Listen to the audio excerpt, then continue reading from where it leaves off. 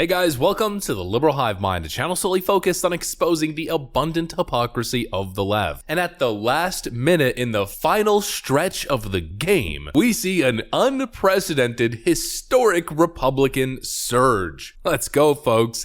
This is exactly what we've been waiting for, exactly what we've been expecting. And it's just so exciting to see it finally come to reality, to finally materialize. I know I've been covering it a lot, but every single day it gets better and better and better. And so of course we're going to continue to talk about it, folks, because no longer is it just a couple pollsters. No longer is it the Rasmussen, the Trafalgar, the Emersons of the world, the insider advantage. It's official, folks. Even the left-wing push polls are showing a massive shift towards Republicans. And friends, that's a bigger story than you might think. Let me show you guys exactly what I mean by that as we delve into the data. Let's take a look at this most recent YouGov/Economist poll that has Democrats, quote, literally shaking. The red wave is very quickly turning into a red tsunami, and it's probably not even the full picture just yet. Let me show you guys what's going on. We've got some stuff to get into, so let's roll the tape. All right, guys, so you open up the Real Clear Politics 2022 generic congressional ballot average. And man, it's looking real red. Red pretty much across the board as far as the eye can see. Every single poll, most of these names not exactly surprising to be seeing what we're seeing. But then as you make your way to the top of the list, and you see Economist/YouGov, Republicans +1. Now that number is shocking. And it's shocking because 2 months ago, as you guys can see right over here in the graphic, that same exact poll was showing a +8 Republican lead. We covered that poll. It was an insane outlier. It was completely ridiculous. And instantly we ridiculed it. It was a clear outlier. And the one thing we pointed out for that poll is that Democrats were clearly oversampled. And not only the Democrats were oversampled, but that independents were also oversampled and Republicans were clearly undersampled. I think the breakdown was something like 38% Democrats were surveyed and 24% Republicans, if I'm not mistaken, which is clearly egregious and why we saw such a ridiculous number. Well, folks, that's relevant here and that's important because if we delve into this Economist/YouGov poll, nothing has changed. Take a look at the party ID breakdown. 546 Democrat voters, 540 independents, and only 414 Republicans. In a poll that continues to seriously underrepresent Republican voters, Republicans are winning. What does that mean? That means very simply that independents are splitting for Republican candidates. That's the story here. You can take a look and see Republican +1 in this YouGov poll and think, cool, Republicans have a slight edge. But if you really delve into it, if you really look a little bit deeper, it tells a completely different story. It tells you that even if you criminally underrepresent Republican voters in the data, Republicans still win because they're winning independents by a massive amount. And this means one thing, that this last-minute Republican surge is the making of a massive wave, a tsunami that is about to crash the shore on November 8th. Folks, I keep saying it, and look, it might be copium. I don't think it is. I think we are going to see something that is not only going to surprise leftoids, but might even surprise you. I believe that there is something brewing in the American electorate which the polling data is not capturing. It's the only thing that can explain this last-minute phenomenon. It feels almost as if there's been a good chunk of independent, undecided voters who have been on the fence, who have been holding back a little bit, maybe previous Democrats or left-wing voters who are waiting all the way to election day to finally make their decision. They're giving the Democrats and Joe Biden the benefit of the doubt, saying, listen, you guys got 2 months here, a month, it's getting to a couple weeks at this point to turn this thing around and convince me. And of course we know how it's going on that front. I mean, this administration is failing. And slowly these undecided voters are left with no choice and they're all breaking towards the right. That's what we're seeing in all of the races. I mean, look at Dr. Oz versus John Fetterman. It's the same race that we use to make that same point every time. John Fetterman has still yet to break through his ceiling, yet Dr. Oz continues to rise. And there's a reason why the RCP average has John Fetterman as the predicted winner of the state of Pennsylvania in the Senate. If you look at the polling data on surface level, you'd think Fetterman has this for sure. But if you scroll down a little bit, 19 days to election, they've been predicting Dr. Oz as the winner since 53 days out of the election. Pennsylvania 2022 Senate, 19 days to election, addition, 2016 to 2020 polls underestimated the GOP by 5.1%. And so they're essentially giving that 5.1% to Dr. Oz. And this time round, I mean, like I've been saying, I think polls are going to underestimate GOP support by 5 to 6 percentage points in some of the most key important races. And we're starting to see that people are pricing this in, literally. Let's go to PredictIt, for instance. Right now, based on predicting Bennett odds, they think that the highest probability, most likely outcome in the Senate is 53 GOP seats, with 52 GOP seats running close behind it. And if we look at the Senate race between Dr. Oz and John Fetterman, well, Dr. Oz just took the lead in terms of odds to win. As you guys can see on October 18th, it flipped on its head. This is a Republican surge like never seen before. There's an element here that's beyond the data. There's a frustration in the voter base that's going to make itself seen, going to make itself heard come election day. That's basically what I believe. 19 days from election day, people still can't get a straight answer from Joe Biden's regime. Take a look at this. Open to clarify for midterm voters, top domestic issue,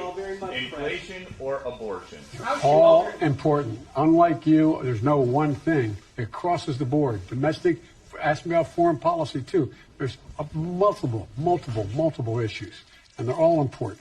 And we ought to be able to walk and chew gum at the same time. You know that old expression. Thank you.